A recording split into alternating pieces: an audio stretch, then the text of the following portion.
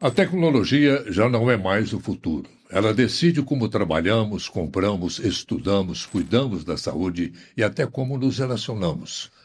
Mas, apesar de estar presente em praticamente todos os momentos da nossa vida, muita gente ainda acredita que inovação é um assunto complicado, reservado apenas aos especialistas. Não é.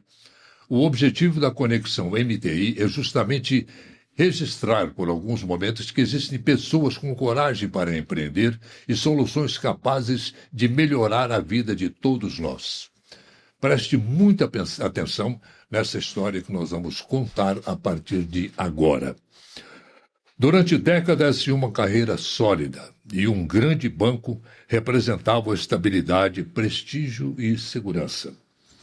Pouca gente trocaria esse caminho por um universo cercado de incertezas, inovações e mudanças diárias. Mas foi exatamente isso que fez o nosso convidado de hoje. Ele deixou para trás uma trajetória promissora no sistema financeiro nacional e internacional para mergulhar no mundo da tecnologia, das startups e da transformação digital. Wilson de Paula Silveira Júnior. Como é que foi isso, rapaz? Que bom você estar aqui com a gente. Muito obrigado. Olha, obrigado pelo convite, né? Agradecer a você e a sua equipe. Bom, como é que foi isso, né? É uma transformação de fato, e isso já se vão aí 6 anos de mudança, né? Desde a minha decisão, que é deixar um emprego como executivo no mercado financeiro, trabalhando num banco internacional, muito bem posicionado, e abandonar, fazer essa transição de carreira, pedir demissão, literalmente, pedir demissão e encarar esse ato de empreender, que é um ato tão próprio do ser humano e exige muita coragem e exige preparo também. Então, quando você tem a coragem, né, e tem a motivação de fazer e consegue se preparar para isso, as coisas acabam com o tempo se ajustando, né? Então acho que essa combinação dessas 3 coisas me ajudaram a passar por esse momento. Bom, é uma transição profissional muito séria, né? Que é se reinventar, perfeito, vamos dizer assim, como empreendedor, investidor e desenvolvedor de novos negócios, perfeito, através da tecnologia. Perfeito. Essa é a transformação. Esse foi o objetivo desde o primeiro momento. E aí logo você tem uma conexão com aquilo que você fez até então, naquele momento, né? Então, o meu papel como executivo e como responsável por área comercial e desbravando áreas comerciais, eu pude ter experiência de morar em cidades diferentes, conduzir estados diferentes, então você tem aspecto de cultura, mas uma coisa muito rica da minha carreira foi exatamente ter contato com diferentes modelos de negócio. Então, conheci diferentes empresas em diferentes estágios de crescimento. Então, esse legado da minha carreira do mercado financeiro, que é uma baita de uma escola, e essa conexão, né, de olhar para modelos de negócio, olhar para empresas diferentes, em regiões diferentes, conhecer diferentes desafios dessa nossa regionalidade tão rica que é o Brasil. Então, isso me ajudou a encorajar. Falei assim, peraí, eu tenho um pouquinho de legado aqui, eu acho que se eu usar isso, eu consigo passar por esse período de transição e encontrar um caminho. Acho que foi isso me encorajou bastante. No banco, na sua função como grande executivo de banco, você já lidava com essa coisa de tecnologia? Bom, primeiro a gente pode olhar para esse aspecto de 2 formas, né? O mercado bancário, o mercado financeiro brasileiro sempre foi muito dinâmico e muito conectado com o tema tecnologia, né? Sim. Então, até por questões estruturais do Brasil, né? Nós vivemos períodos de hiperinflação, né? E essa hiperinflação levava os bancos, de fato, a investir muito em tecnologia, porque você precisa colocar uma máquina para girar diariamente, com troca de dados e informações diariamente. Então, os bancos sempre foram muito voltados para a tecnologia. Então, um contato muito forte, olhando para dentro de casa, sem dúvida nenhuma, isso era muito forte dentro do setor bancário. Em diferentes bancos que eu trabalhei, isso era muito marcante. O outro aspecto é quando eu olho da porta para fora do banco, né? Quando eu vou para dentro de uma empresa. E aí eu pude presenciar empresas que começaram muito pequenas e que usando a sua tecnologia, ou usando a tecnologia daquele momento, claro, apropriado naquele momento, né, naquele contexto, conseguiram crescer de forma significativa, né? Então a tecnologia, olhando para esses 2 aspectos, esse era o contato mais próximo. E mais recente ali, anos 2016, 2018, 2020, a gente começou a ter, de fato, uma aceleração desse processo da tecnologia sendo usadas por modelos de negócio e a criação de novos modelos de negócio a partir de então. Você tem um boom de startups surgindo nesse período e isso me chamou muito a atenção. Então, e esse exatamente era um dos motivos do porquê não continuar no mercado financeiro tradicional. Sim. Então, esse foi o motivador para não continuar. Pera lá, você está saindo de um modelo que está consolidado, que é importante, mas tem um novo modelo de negócio e novas tecnologias proporcionando um novo modelo de negócio. Eu pensei que era meio como uma escolha de ficar assim, ficar no passado, continuar fazendo um pouco mais do mesmo. Uma vida tranquila, tudo mais. Tranquila, como costumo dizer, né? Tocando a bola de lado e vou levar a carreira até um determinado momento, ou olhar para esse novo mundo e literalmente dar um salto nesse novo mundo, enfrentar toda essa novidade, toda essa busca de conhecimento para poder surfar essa nova onda, né? Como eu gosto muito, assim, eu tenho um lado muito criativo de olhar para modelos de negócio, pensar modelos de negócio, e eu gosto muito desse ato de empreender, e aí com planejamento, acho que está na hora. Então essa mudança tecnológica no ambiente que a gente viveu aí nesse período me ajudou muito a encorajar também esse passo na mudança. E a família sua, como é que viu essa... Que normalmente é a esposa, né? Esposa, Sim, filho, né? sem dúvida. Aquela coisa de segurança, aquela bolha de tal, Sem eles se dúvida. escutam, mas você tem certeza que vai dar certo? Eu acho assim, o salto numa transição como essa, Olei, quando eu falo de planejamento, tem vários aspectos do planejamento que você tem que considerar. Sim. Vai desde a saúde. Você tem que olhar e falar assim, eu estou com saúde boa, minha saúde está bem, eu não tenho nenhum problema que possa comprometer essa trajetória de mudança. Sim, sim. Né? Então passa pela saúde, passa pela estrutura financeira, passa pela estrutura familiar. O apoio familiar, sem dúvida, é fundamental. É isso que eu te fiz a pergunta. Porque no final é a família onde você vai se apegar no momento de dificuldade. E é a razão também de onde todo você, investimento seu. sem dúvida nenhuma. E é onde você vai também. Tem todo o apoio deles ali, é fundamental, mas você também os apoia. Então você tem a contrapartida do que você leva para eles. Claro. Né? Mas esse não foi problema, pelo contrário, na época, a minha esposa, hoje ex-esposa, mas a gente foi um trabalho, uma transição muito tranquila, sempre me apoiou, tanto ela quanto minhas filhas, eu tenho 2 filhas, me apoiaram bastante, me apoiam até hoje, né? Então, acho que isso foi fundamental. Mas isso passa pelo planejamento, por ter uma visão muito clara daquilo que você quer fazer, e as pessoas também entenderem sobre isso, né? O que é o seu momento, a sua motivação, e compreender até onde você pode fazer e ajudar, sem colocar em risco. Eu acho que o planejamento é importante para isso, para você dar esse salto com consciência, mas sem colocar em risco toda essa tua estrutura e todo esse seu legado. Eu acho que isso é fundamental. Bom, como é que utiliza a inovação para criar, testar e desenvolver novos modelos de negócio? Perfeito. Eu queria... essa sua pergunta, assim, ela tem uma importância muito grande, Alain. Por quê? A gente tem um público muito variado no objetivo desse programa. Então você tem pessoas que são da tecnologia, tem pessoas que são do mundo de startup que conhecem muito bem diferenciar isso, mas a gente também tem um público que está chegando agora. O objetivo exatamente do programa é isso que você está falando, que a gente já conversou aqui, é procurar desmistificar Perfeito. um pouco. Perfeito. Essa coisa que às vezes até a gente brinca aqui, que já entrevistei vários cirurgiões robóticos que fazem cirurgia robótica, aquela coisa toda. E eles às vezes manifestam até tom assim de brincadeira, falam, o paciente às vezes vai ser operado, submeter uma cirurgia robótica, lá no fundo ele pensa, a família dele pensa, cadê um robô que vem para operar ele? Então acham que vai chegando aquele... Um mecanismo. E não é por aí. Né? É sempre um ser humano que está ali atrás. Perfeito. Né? Então, isso é importante porque, às vezes, para quem está um pouco distante desse mundo, de negócios ou do mundo de startup, do mundo de tecnologia, acaba olhando como se fosse tudo uma coisa só. Né? Mas aqui, olhando de uma maneira mais clara, tecnologia é um negócio e modelo de negócio é outra coisa. Tá bem? Então, vou pegar um exemplo bem simples, né? A gente está agora exatamente usando um canal de streaming, provavelmente o YouTube, ou amanhã pode usar uma Netflix, qualquer que seja. Isso é um canal de streaming. O streaming é uma tecnologia. Ok? Um canal de streaming, como você está fazendo aqui, é um modelo de negócio. Que no passado, Sim, provavelmente estava na mão das redes de televisão. Ou das cadeias de rádio. Então você tem um modelo de negócio que é um canal de YouTube, que é um negócio que você monetiza, né? Por quê? Porque você gera, o modelo de negócio ele gera valor, Conteúdo. ele cria um valor, e o valor desse negócio é o conteúdo que ele cria. Então você cria um valor, esse valor é algo que alguém consome, né? Uhum. Você entrega esse valor. Então, no seu caso, como é que você entrega o valor no canal de YouTube? Exatamente usando o canal de YouTube ou outros canais de streaming que você leva isso para as pessoas. Entregar é levar para as pessoas, ok? Sim. E você captura o valor. Que é como é que você monetiza isso? E aí você tem diferentes formas de monetizar. Tem muitas ferramentas. Isso é modelo de negócio. É.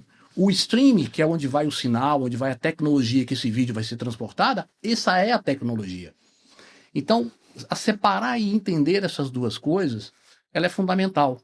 É como se a tecnologia ela é a ferramenta. E o modelo de negócio é como você usa essa ferramenta para ajudar a sociedade, para ajudar as pessoas a resolver problemas. E óbvio que um modelo de negócio, muitas vezes, não está só baseado em uma tecnologia. Ele pode ter uma tecnologia core, uma tecnologia fundamental. Mas ele é um conjunto de tecnologias que coloca aquele modelo para funcionar. Uhum. Né? Então, eu acho que é isso. Acho que você tem... Dar uma visão mais ampla, eu acho que separar o que é modelo de negócio de tecnologia é fundamental. A minha área, a área que eu gosto de atuar, é a área de modelagem de negócio. É criar modelos de negócio e usar a tecnologia como meio para criar modelos de negócio. Então, quando eu sento com uma startup, óbvio que eu olho e entendo a tecnologia do que ela tá desenvolvendo, mas eu estou muito mais interessado em como é que essa tecnologia vai gerar valor para um determinado perfil de cliente, de consumidor, como que ele vai levar essa tecnologia, como que essa tecnologia vai levar esse valor até o consumidor e como é que essa empresa vai captar esse valor. Então, essa é a minha área de especialização. Toda essa coisa agregada à tecnologia, o objetivo final, fundamental dela, seria o homem, a qualidade de vida do homem.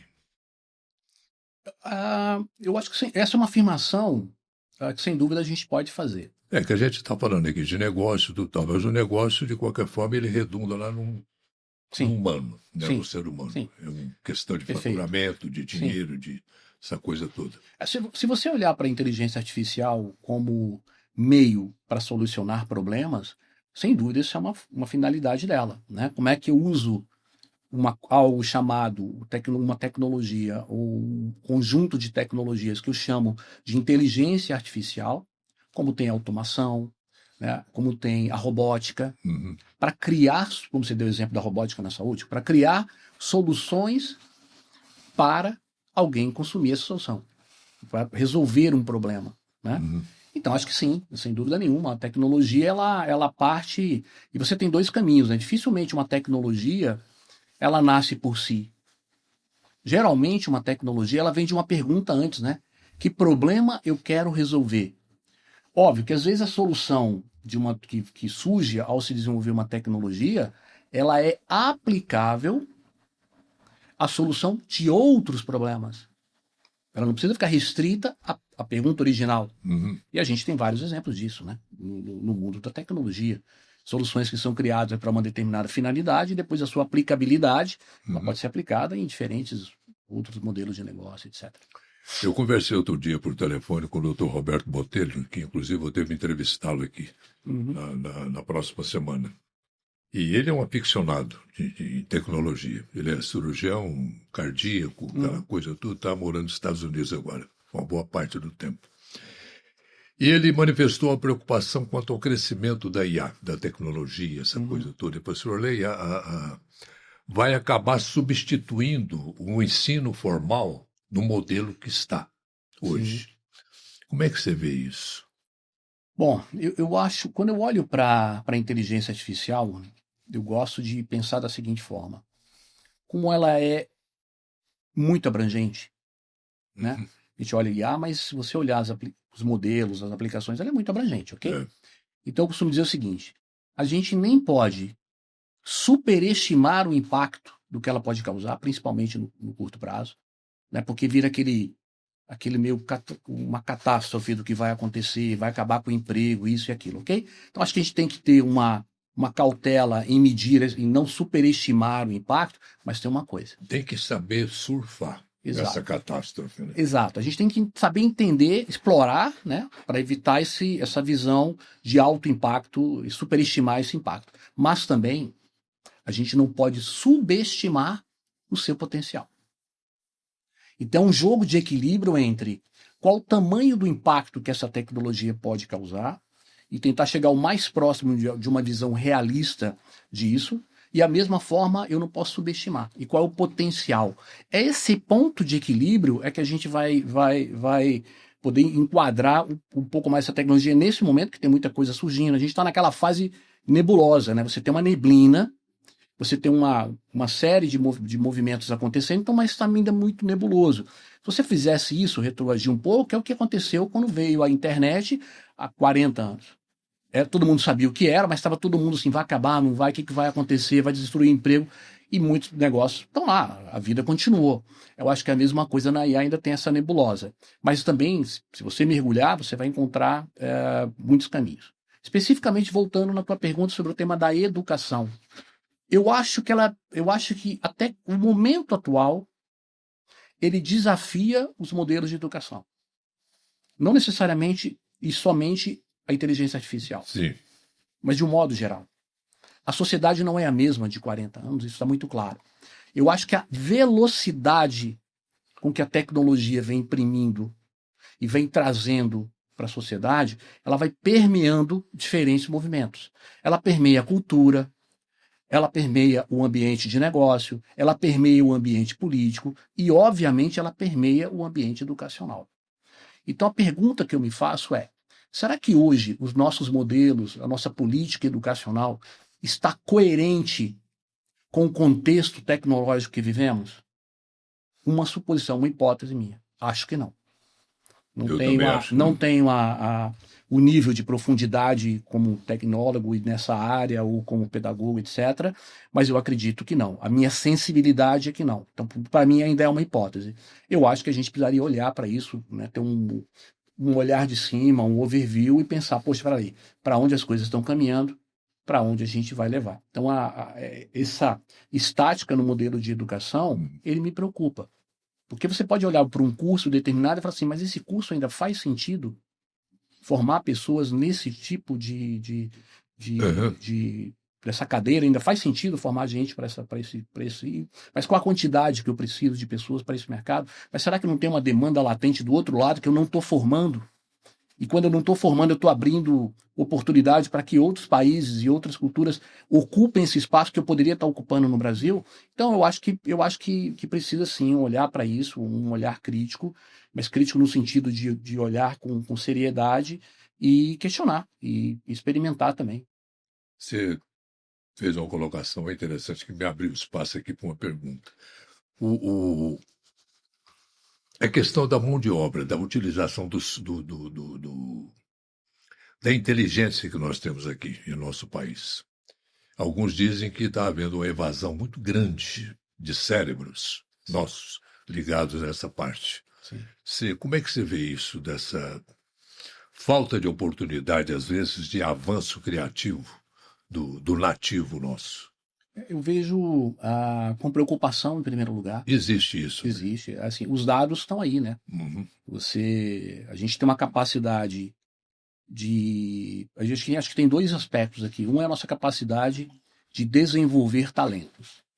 Sim. Eu acho que a gente tem muito talento nato, muita gente com muita capacidade, muita gente inteligente. Nós brasileiros temos uma capacidade criativa, uma capacidade de flexibilidade que é incrível, e essas são capacidades muito importantes nesse momento de transição tecnológica. Mas será que a gente está sabendo aproveitar, mapear, aproveitar esses talentos? Essa é a primeira pergunta. A segunda existe sim, a gente sabe disso, uma invasão de talentos do Brasil. Né? Você vê que boas pessoas são bem formadas, não só indo para outros países, para trabalhar em outros países, para aceitar outras oportunidades. O ponto-chave aqui é a gente entender o seguinte, olhando para aquelas mudanças que aconteceram e como é que elas permeiam a sociedade. O mercado de trabalho hoje, Rolê, ele é global. Sim. Ele é global. Sim. Se eu formo um doutor em química no Brasil, e a capacidade dessa pessoa, ele pode trabalhar em qualquer lugar do mundo. Se eu formo em qualquer sistema de programação, esse cara pode trabalhar em qualquer lugar do mundo, e ele não precisa nem necessariamente sair do Brasil para trabalhar. O ponto é para onde o conhecimento e a capacidade dele vai. Eu conheço 2 jovens que eles executam o trabalho do apartamento deles, apartamento com um bom equipamento, desenvolvem trabalho com uma empresa chinesa É isso. daqui. É isso. O ponto é assim, ele está no Brasil, óbvio que ele acaba gerando renda e consumo no Brasil, Claro. mas o principal, que é o conhecimento dele e a capacidade dele de agregar valor a algo, vai para uma empresa de outro país. Uhum. E é isso a gente tem que estar olhando. Esse talento poderia estar desenvolvendo uma empresa brasileira.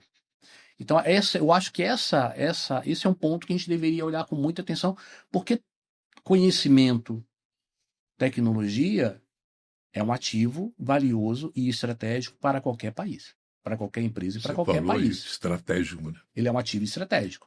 Se a gente não cuida de um ativo estratégico, em algum momento ele vai fazer falta. Uhum.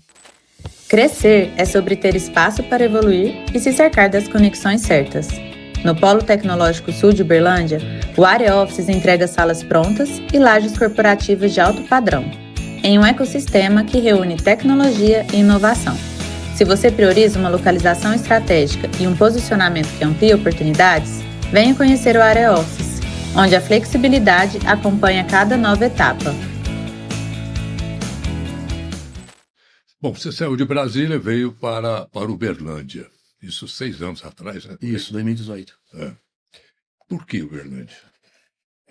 Bom, a minha carreira de mercado financeiro, eu trabalhei grande parte no Distrito Federal, como base no Distrito Federal, sou brasiliense, como você já colocou. E no Distrito Federal eu tive a oportunidade de morar em diferentes regiões do Brasil. Eu fui tocar operação no norte do Brasil, tive a oportunidade, a grata oportunidade de morar em 3 cidades fantásticas. Eu morei em Manaus, uma experiência fantástica, um polo de muita riqueza, de gente assim, fantástica de conhecer. Depois eu morei um período aí na cidade de Campo Grande, Mato Grosso do Sul, né? E eu sempre tive uma ligação muito forte com o agronegócio. Uhum. E depois eu morei por um período na cidade de Cuiabá. Mais 2 anos eu morei em Cuiabá, Mato Grosso. E aí já pensando ali em 2018 no movimento de transição, eu queria voltar para estar um pouco mais perto de Brasília, até ficar mais próximo aqui da minha família, mas eu não queria abandonar o contato com o agronegócio. E ao mesmo tempo eu queria estar mais próximo do contato com o Sudeste. E Uberlândia encaixa com aquela pecinha do quebra-cabeça.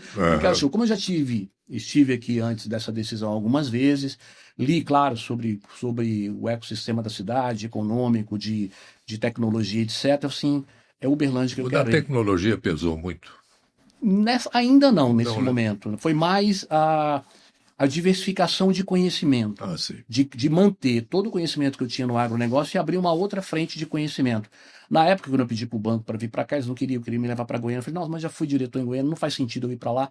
E aí, bati o pé e a gente acabei vindo para cá e confesso para você, essa é uma opção. Eu moro aqui por opção, por gostar daqui. Eu gosto de Uberlândia, eu gosto de viver em Uberlândia. É uma cidade fantástica, as pessoas são maravilhosas. Uma cidade de vida fácil de viver, você faz tudo é próximo, tudo é perto. Então, eu acho a qualidade de vida fantástica e a conexão com as pessoas é maravilhosa. Esse polo tecnológico de Uberlândia, que é cada vez maior, que chega até a assustar às vezes, como é que você vê isso, Wilson? Isso pode ser uma bolha ou é coisa que veio para crescer? Não, acho que aqui não tem bolha, não. Acho que aqui primeiro, para a cidade é uma vocação. Hoje você olha para Uberlândia e fica claro que a tecnologia é vocação e ela não é uma vocação recente. Não. Se você pega uma empresa como a Algar, é tecnologia pura. Você pega o que o Martins já fez de tecnologia para construir o seu negócio. É tecnologia pura, investimento puro em tecnologia. Então, é uma vocação. Eu costumo dizer assim, o uberlandense é vocacionado à tecnologia, ele gosta de desenvolver isso. Então, não é boom, não é bolha. É óbvio, você tem, como qualquer negócio, como qualquer setor que se desenvolve numa sociedade, você vai ter momentos de pico de desenvolvimento, de pico de investimento, e você vai ter vales, isso é normal. Mas isso é do ciclo econômico, né? Mas aqui, acho que a tecnologia, como inovação, é um polo respeitado no Brasil, né? Respeitado no Brasil. E a gente exporta, né? Como a gente já disse há pouco tempo, há poucos segundos, o que a gente exporta aqui de talento para fora. Sem dúvida. Entendeu? Sem dúvida. Que está absorvendo também. Tem essa história aí agora dos data centers, né? Desculpa. Então, começo de polêmica aqui. Como é que você vê isso, Wilson? Eu não podia deixar de fazer essa pergunta para você. Eu acho que está naquela zona de visualização nebulosa, como a gente, né, como eu falei há pouco. O data center é uma peça fundamental no ecossistema de inteligência artificial. E não só do ecossistema de inteligência artificial, como o nome diz, né, data center, ou seja, um centro de dados, né? O centro de dados exige um perfil de equipamento, consumo de energia, você tem que resfriar esses equipamentos, então você exige, sem dúvida nenhuma, o consumo de água, etc. Então você tem todo ali, você vai desde o impacto ambiental, e você tem um outro lado do benefício de você ter toda uma geração de riqueza que você cria em torno disso. Então, como surge em torno de qualquer tecnologia nova no seu início, surgem as polêmicas, né? Surgem as polêmicas e vocês têm sempre pontos de vista diferentes. Os pontos de vista diferentes... Às vezes um pouquinho de terrorismo, né? E aí você, ó, claro, cada lado se defende e ataca da maneira que entender que deve. Mas eu acho que é interessante assim, o ponto de vista diferente, se você tem dois pontos de vista diferentes e você tem a boa vontade de equilibrar, de trazer isso para o ponto de equilíbrio, quando você traz isso para o ponto de equilíbrio, você cria a convergência. A partir do momento que você cria a convergência, aquilo flui naturalmente, porque as pessoas compreendem, entendem os riscos, entendem as oportunidades, vão medir isso e falam, ficou bacana, acho que faz sentido, segue em frente naquela direção. Então, acho que a gente nessa nebulosa e nessa várias frentes, você tem comentários de forma diferente, uns dizem que é bom, outros dizem que é ruim, isso vai acontecer naturalmente. Eu acho que agora é buscar entender, por isso que eu falo, explorar é a palavra para um momento como esse. Explora, entende o que é, como funciona, coloca de maneira racional o que é problema e o que é oportunidade, o que é risco e o que é oportunidade, e aí tomar uma decisão social coerente. Eu acho que é por aí. Como especialista na área, você acha que é uma coisa fatal, que de uma forma ou de outra vem, para manter essa hegemonia de Uberlândia nessa região como polo tecnológico? Não conseguiria te dizer se é algo fatal, né? Eu acho que ter, sem dúvida nenhuma, a infraestrutura, porque quando a gente olha para essa tecnologia, você pode olhar de maneira diferente, né? Quando eu estou falando de data center, eu estou falando de infraestrutura. Sim. É uma infraestrutura que vai dar suporte para a tecnologia. Essa é uma das camadas da mudança, né? Essa é uma das camadas daquilo que a gente pode falar de impacto na inteligência artificial. A gente precisa medir e entender, e acho que é uma questão estratégica do município, do estado, do país, de olhar assim, quais são dentro da camada de infraestrutura, o que a gente quer ocupar? Se a gente for olhar do ponto de vista de capacidade, o Brasil tem uma capacidade de geração de energia limpa fantástica que outros países não têm. Então, assim, por assimilação, se eu tenho uma capacidade de gerar energia limpa que outros países não têm, né, com a matriz de energia mais clean, como a gente costuma dizer, e eu tenho capacidade para fazer isso, e isso é atrativo e pode ser um diferencial para o país, será que não faz sentido fazer esse tipo de investimento? Eu acho que deveria caminhar por essa racionalidade e sair dessa discussão, muitas vezes, polarizada, passional, e a gente deveria partir mais por eu sou mais dessa de buscar essa racionalidade numa discussão como essa. Eu acho que a gente tem que olhar para a nossa vocação, e o Brasil tem é vocacionado em algumas coisas, como no agronegócio, como na geração de energia limpa, e eu acho que isso pode fazer todo sentido, estrategicamente, olhando para o país, para o município, para o estado. No trabalho que você desenvolve junto ao empresariado, os empresários estão aceitando bem essa transição tecnológica, vamos dizer assim, que o mundo vive? Eu acho que você tem perfis diferentes, né? Eu vou dar uma overview mais abrangente, olhando em 3 camadas aqui. Sim. Vamos falar de grandes empresas, grandes corporações, né? Essas empresas que estão de capital aberto, etc. As multinacionais. Vamos olhar as empresas familiares, aquilo que a gente chama no jargão de negócios, os middle markets, né? Ou seja, as empresas ali de faturamento, sei lá, acima de 100 milhões até 1 bi, 1 bi, 2 bi. E depois você tem as pequenas empresas, que também são empresas familiares, mas uma escala menor. Sim. As grandes empresas olham para isso, sem dúvida nenhuma, de maneira estratégica. né?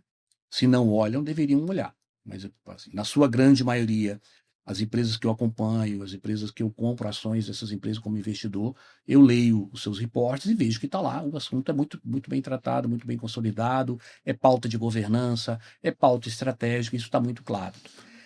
As pequenas empresas, eu acho que ainda tem uma lacuna de conhecimento muito grande.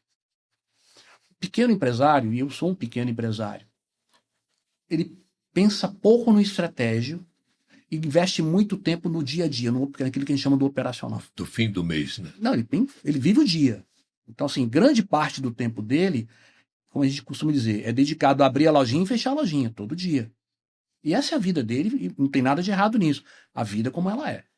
E acaba por isso, dedicando às vezes pouco tempo para pensar no estratégico. Não que não deveria. Deveria pensar, Sim. mas gasta pouco tempo. Eu acho que aí o educacional também ajudaria. Me preocupa as médias empresas. Porque essas médias empresas, elas já têm uma escala que uma mudança tecnológica pode colocá-las em xeque, e uma visão tecnológica de oportunidade pode duplicar ou triplicar o tamanho de uma empresa como essa. Nessas empresas, eu ainda vejo uma dispersão muito grande do empresariado. Eu vejo alguns empresários que têm essa preocupação e estruturaram essa preocupação dentro do seu modelo de negócio. Tem lá uma pauta, tem um conjunto de pessoas com quem eles conversam, eles estão sempre debatendo esse tema, estão buscando conhecer outras empresas, estão buscando conhecer tecnologias, se aproximar do mundo de startups, trazer mudança incremental para o seu negócio, trazer mudança que vão mudar de patamar. Eu vejo um grupo aqui. Não é um grupo expressivo, mas tem um grupo. Mas seria o ideal.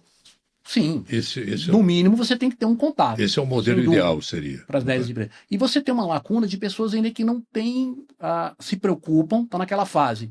Estou preocupado, mas ainda não estou agindo, que é uma grande parte desse empresariado. E tem uma parte que está como os pequenos, que não pararam sequer para pensar nisso. Eu acho que o papel aqui do que eu chamo de educacional, né, e o MTI e o Fábio tem um papel fundamental, o trabalho que eles fazem, como é que a gente pega essas empresas, pega esses empresários, e aí a tua palavra no início do programa é fundamental, que é desmistificar. Às vezes, eu evito me aproximar de um determinado tema, por achar que ele pode ser muito complexo, por ele achar que aquilo pode ser muito caro, e aí eu evito. E um momento de transformação tecnológica que nós estamos evitando, me desculpe, mas esse pode ser um erro, esse sim pode ser um erro fatal. Eu negar uma possível mudança ou eu evitar uma mudança. Isso pode ser um erro fatal. Então, o que eu poderia, se eu pudesse dizer para essas pessoas não negue, não evite, explore. A palavra explorar é fundamental. Né? E aí você tem mecanismos de como se aproximar desse mundo, como conversar com essas pessoas, como olhar para a minha empresa, quais são as tecnologias que podem impactar e mudar o meu modelo de negócio, quais são as tecnologias que podem me ajudar a resolver problemas. É terceirizar a solução, né? Seria, convidar. Eu acho que é convidar, trazer inteligência para dentro do seu negócio, trazer pessoas que venham multiplicar o conhecimento na sua empresa e te ajudar a fazer essa transição. Nesse mercado de empresas familiares, de médias empresas, eu acho que ainda tem um trabalho significativo para ser feito. Mas no andar da carruagem, como se diz popularmente, Wilson, é um caminho, repetindo, fatal, né? E as empresas, hoje ou amanhã, terão que entrar, terão que seguir. Sem dúvida, sem dúvida. Não tem como, né? Sem dúvida. Aquela época da cadernetinha, anotar no lápis. Sem dúvida, sem dúvida. Eu acho que aí, e a gente tem grandes empresários na nossa cidade, no nosso país, né? Eu acho que você só tem que tomar a seguinte decisão, refletir e tomar a seguinte decisão. Eu vou esperar a mudança chegar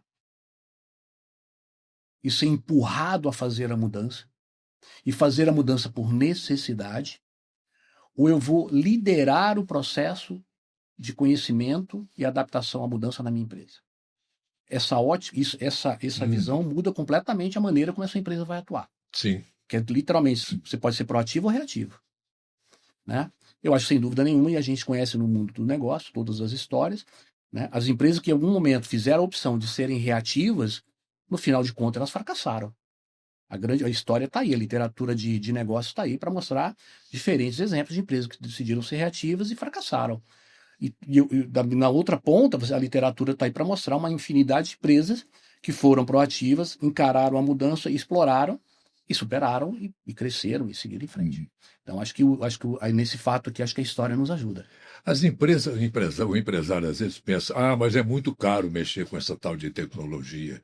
Eu vou ter que comprar um pacote disso, um pacote daquilo, ter que mudar meu computador, meu equipamento todo, tudo tal. Isso é uma desculpa, não é? Eu acho que, sim, pode ser uma desculpa. Eu acho que pode ser uma desculpa. Eu estou te falando que já ouvi sim, empresários sem falar dúvida. isso. Eu acho que tem assim, Lei.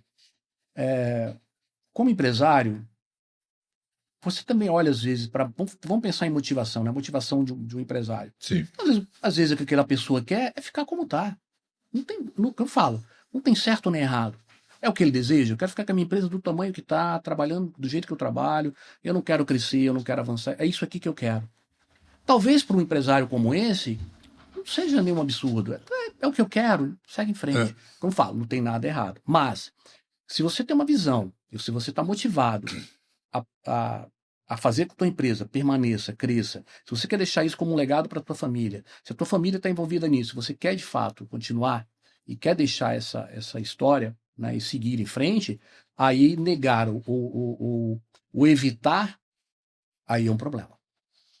Então, aí poderia ser uma desculpa, né? Eu acho que uma das coisas interessantes na tecnologia é que, assim, linearmente, a tecnologia ela tende a ficar mais barata e mais acessível na linha do tempo.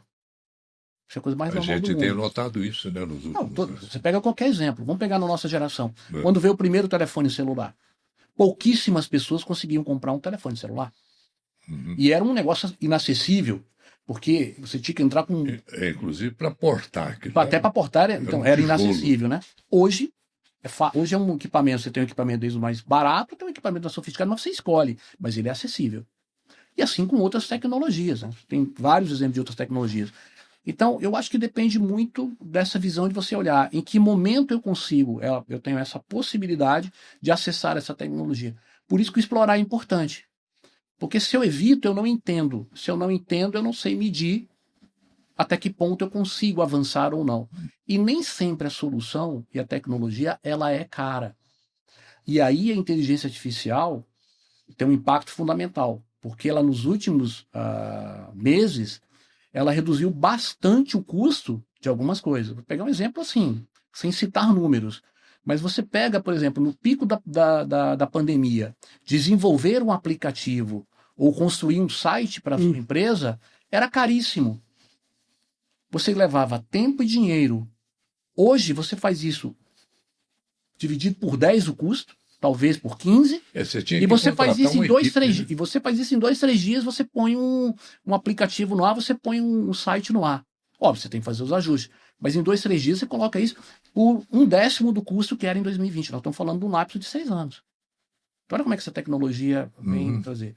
Mas se eu estou na minha cabeça, ancorado lá no preço de 2020, eu posso achar que é caro, e aí eu evito dar o primeiro passo. Então, eu acho que o legal de você conversar com quem está no dia a dia da inovação, do mundo de startup, é você fazer exatamente, poder mostrar para os empresários como que esse negócio pode ser acessível. E as startups surgem para isso. Às vezes a startup ela surge para reduzir o custo de uma empresa, para reduzir um custo, para levar um valor para uma pessoa física. Eu acho que aí eu acho que é um convite para essas pessoas, sim, explorem, não parem de explorar. E o Bernardo oferece uma série de ferramentas, né, para ajudar esse pessoal que está entrando agora, fazendo essa transição tecnológica. Sim.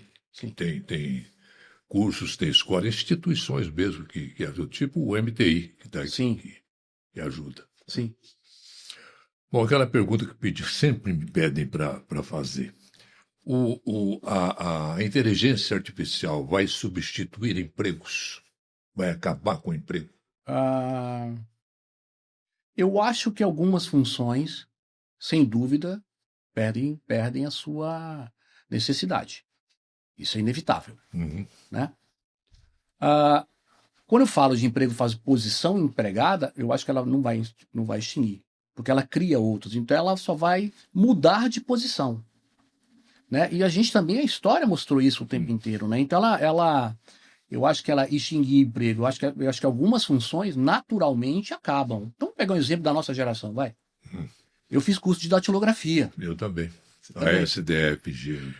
E se nós não tivéssemos um curso de datilografia, não arrumava emprego. Uhum. E hoje ninguém sabe mais o que é uma máquina de escrever. Poucas pessoas até sabem o que é uma máquina de escrever. Óbvio que eu estou sendo radical. Ou seja, quem tinha emprego de datilógrafo, e tinham pessoas que eram datilógrafos, era uma profissão, era uma função. Perdeu com a chegada dos computadores. Mas as pessoas foram empregadas e acabaram ocupando posição em outro lugar do mercado de trabalho, porque a tecnologia abre mais vagas, abre vagas em outros lugares, e as pessoas acabam migrando de uma posição para outra. Então, eu acho que essa é aquela linha do superestimar o impacto, né? E subestimar o potencial. Tem um impacto de redução de oportunidades em alguns setores? Sim, tem dúvida, tem impacto. Mas também tem o potencial de crescer e gerar vagas de emprego em outra ponta. Eu acho que aí o profissional, de novo, o profissional, se como empresário, não pode ficar com medo, ele tem que olhar e falar assim, o que eu faço hoje, nesse mundo de tecnologia que está vindo, é relevante? Como profissional, eu estou conseguindo garantir a minha relevância no mercado de trabalho? Porque se eu for perder relevância, então talvez seja melhor pensar no modelo de transição de carreira. Aí, como qualquer profissão, isso é fundamental. E tem gente atrás vindo, né? E Para aí, ocupar aquele lugar. Tem, sem dúvida. Sempre tem. Tem sempre alguém disposto a ocupar o espaço.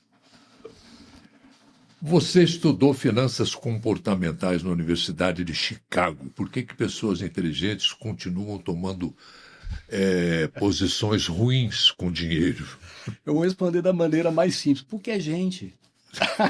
Por que a gente? Porque é gente. Por que gente continua tomando decisão ruim? Porque é gente, né? E assim, principalmente quando a gente fala de dinheiro, né?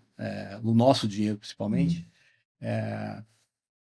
E finanças comportamentais ela é muito interessante por isso, né? Porque ela traz essa questão de como o comportamento afeta as suas decisões de investimento, de gasto, etc. E é natural. Gente tem medo, gente tem ansiedade. Emoções que acabam afetando a sua tomada de decisão. A emoção, às vezes, ela pesa mais que a razão no investimento? Depende do perfil. Né? Por exemplo, e aí, óbvio, a experiência, a capacidade de aprender com os erros, tudo isso vai influenciar. Eu já sou investidor de mercado financeiro há muitos anos. E se eu falar para você que eu não tenho emoção quando eu estou tomando a decisão de investimento, é claro que tem. Tem hora que eu olho e falo assim, nossa, eu estou com medo, mas eu vou. É um jogo, né? Aí tem hora que eu arrependo, nossa, não devia ter ido. E aí por quê?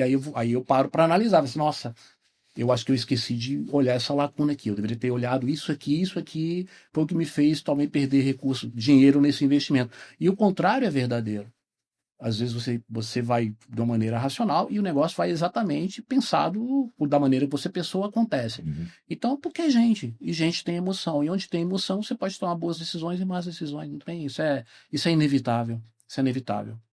Agora, o nível de informação também é muito importante, né, Wilson, nessa área de investimento, de aplicação. Sem dúvida. Você tem que saber Sem dúvida. do que está acontecendo no geral. Sem dúvida.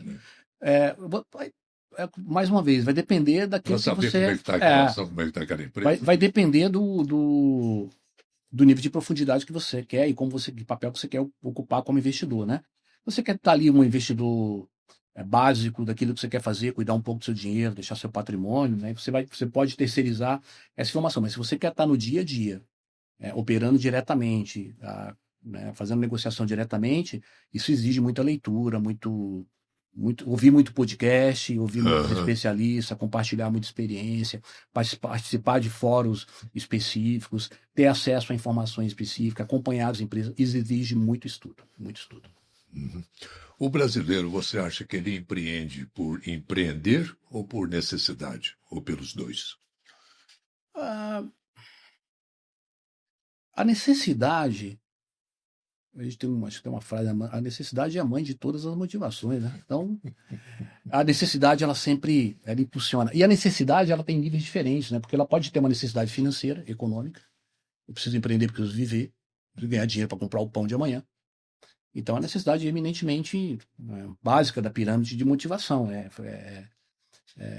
isso é claro. Mas você também tem a necessidade de realização.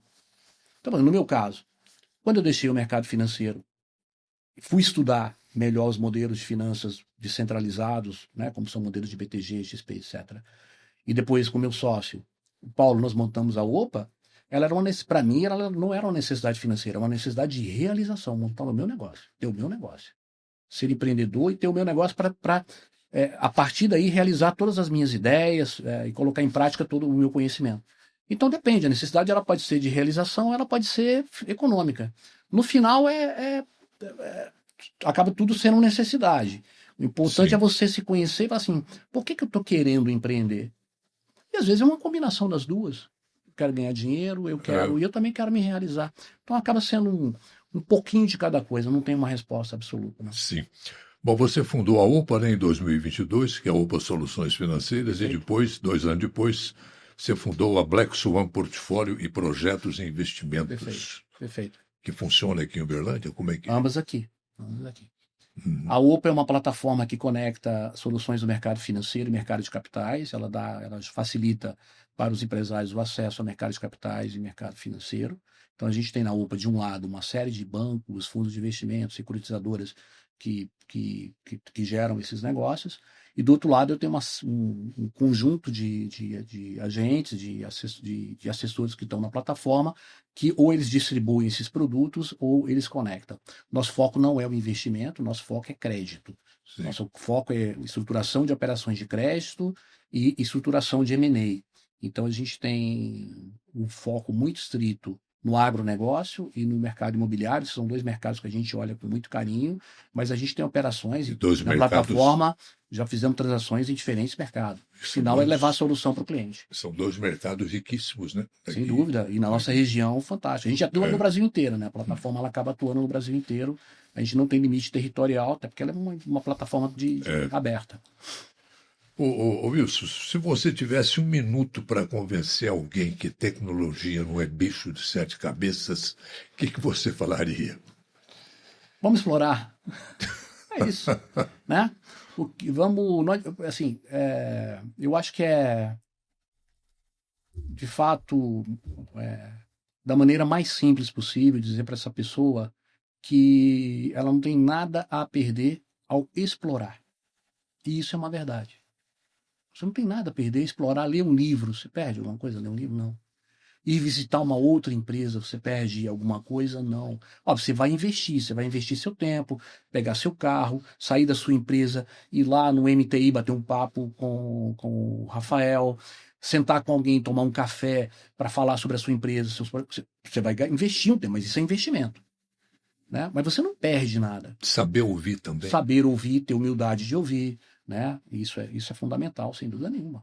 Né? Você sai do modelo que você domina em algum momento e você vai para um mundo que você é literalmente ignorante. Eu era um executivo consolidado. Eu venho para o mundo empresarial, eu sou um empresário que não entende nada. Está aprendendo todo dia. Eu sou abaixo de júnior aqui. Basicão. Mas se não tiver a capacidade, a resiliência para entender que essa diferença de onde eu estava e onde eu estou nesse momento, eu vou ter que ter essa humildade, essa simplicidade, essa capacidade de resiliência que você precisa ter muito para saber que em algum momento eu vou alcançar um nível empresarial, que esse nível empresarial seja satisfatório de tudo, de conhecimento, de capacidade de conduzir o negócio, de tudo. Então essa predisposição você precisa ter. Não dá para ficar ali cercado no seu mundo e não olhar para as oportunidades que estão aí fora e compartilhar com outras pessoas. Não dá. Wilson, a gente sabe que a nossa pauta aqui é extensa muito, mas o que você gostaria de falar mais sobre? O que nós temos mais a falar aqui para a gente dar o nosso final no programa de hoje? Acho que é isso. Assim, acho que primeiro agradeço mais uma vez, um programa fantástico, oportunidade belíssima para a gente poder falar com o público, mas o que eu diria para o público é, de fato, eu falei algumas vezes a palavra explorar. Não fique paralisado, às vezes, diante da tecnologia, diante da mudança, diante da inovação. Não fique paralisado. Explore. Comece da maneira mais básica que seja, da maneira mais simples. Que seja escutando um podcast como esse, que seja tomando um café com alguém que seja do setor, que seja convidando o especialista para conversar. Tudo vai depender da dimensão, do tamanho do desafio que você tem. Então, explore. Né? É isso. Saia da negação, saia da paralisia e comece a explorar essa oportunidade.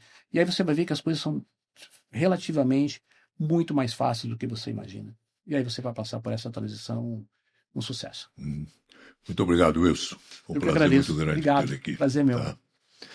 E para você que nos acompanhou, e o nosso agradecimento também à Área Offices, que nos acompanha em nosso Conexão MTI. Muito obrigado pela sua atenção, pelo seu carinho e até a próxima.